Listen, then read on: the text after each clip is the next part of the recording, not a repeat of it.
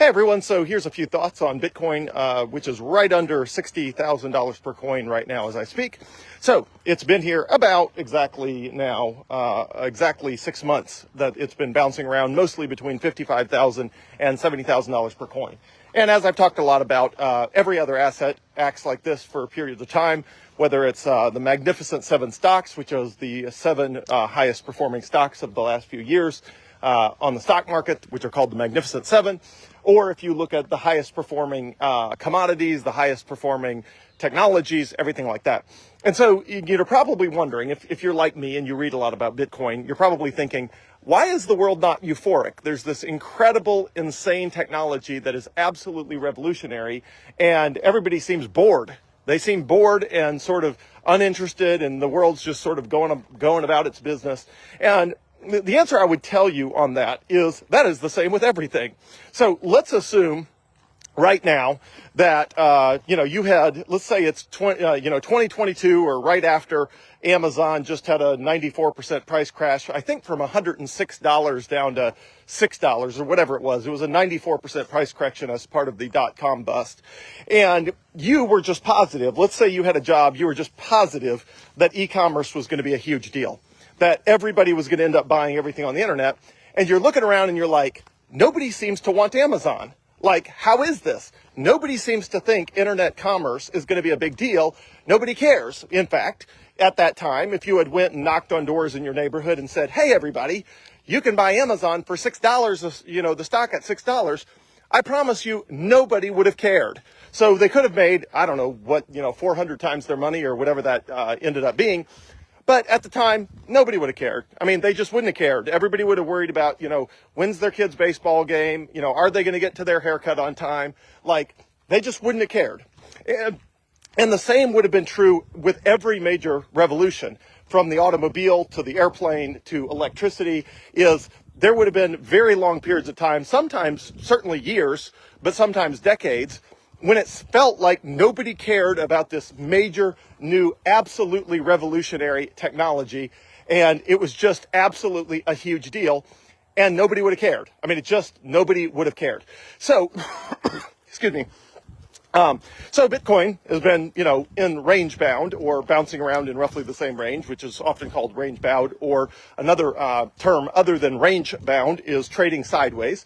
Bitcoin's been trading sideways for most of the last 6 months, and you're probably thinking, hey, if you own some Bitcoin, why is it not breaking out? It's this revolutionary new monetary system of the world. Why does it seem stuck? Why is it just sitting there? And the answer is because all technologies are like this. The world has 8 billion people in it, most of which are at any given time not thinking about what is the next big thing, or how could it impact their lives, or what might they be missing, or all of that sort of stuff. So that's where we are. We're just in one of those phases. And probably the most shocking thing is how strongly Bitcoin's price has held up in spite of it being range bound. So think about this. The vast majority of people buy things when they're exciting.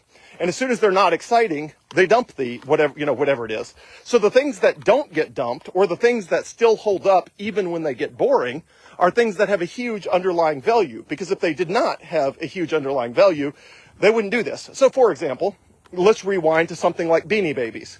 If Beanie Babies had gone for 6 months, where, the price of Beanie Babies went from $2 to $20 or $200, and suddenly they stayed there in roughly the same range for 6 months, everybody would be dumping Beanie Babies, right? Because people would figure out that, wow, it's just a stuffed toy. And a stuffed toy can't possibly keep going up forever, and therefore you would have seen mass selling. Well, you're not seeing that in Bitcoin. You're seeing every time the price dips, it gets bought. And it gets bought because there's enough people out there that are not asleep at the switch, that understand that, hey, this is a huge transformational technology, and we're just going through the adoption cycle, and this is what happens when you go through the adoption cycle of any transformational new technology. This is just what it is. So another thing I'll point out here is, if you're wondering, okay, it's, so transformational, why is everybody sort of bored?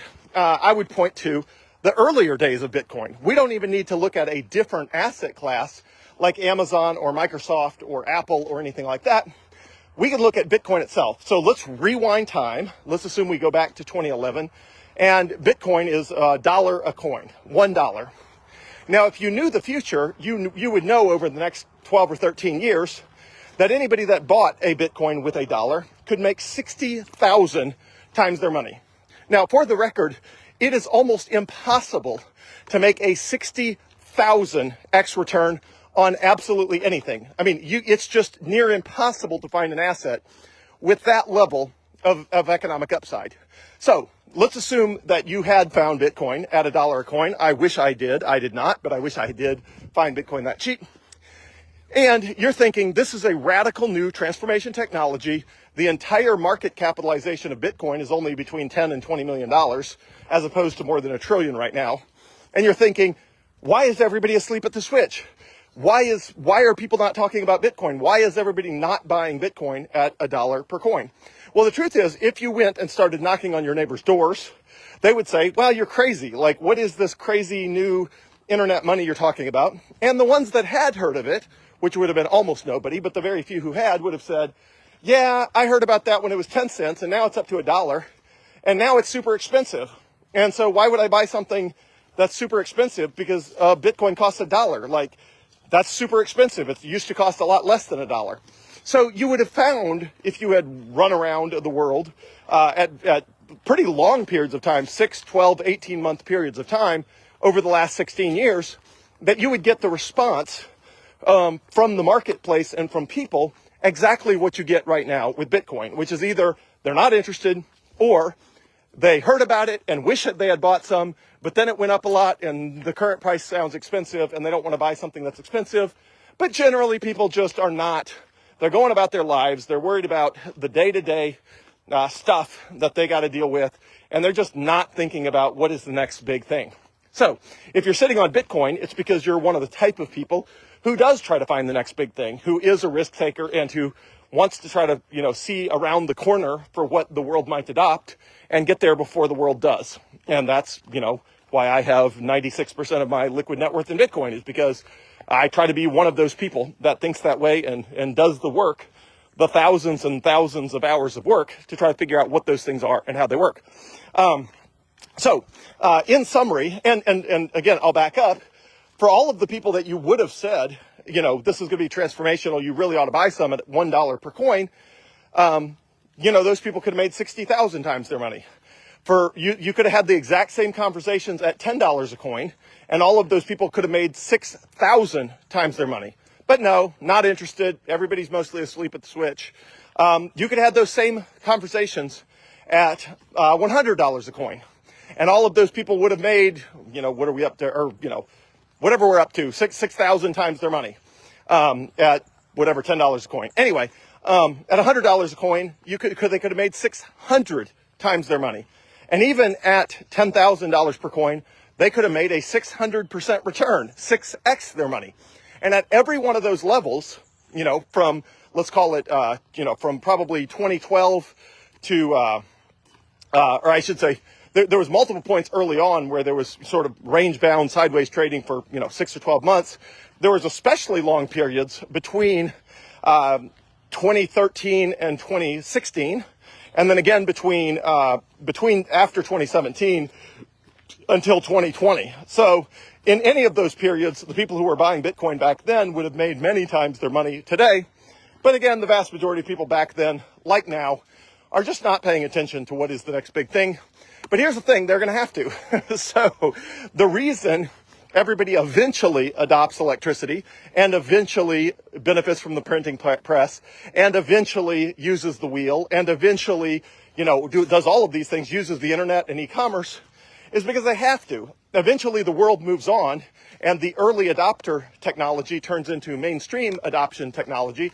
And pretty soon the benefits of that technological innovation benefit enough people in a profound enough way that it drags the entire rest of the world along with it. So right now it is September 14. That means we are 4 days away from September 18, when the Federal Reserve is likely to announce a rate cut, meaning they're about to crank up the money printers, even more so than is already the case.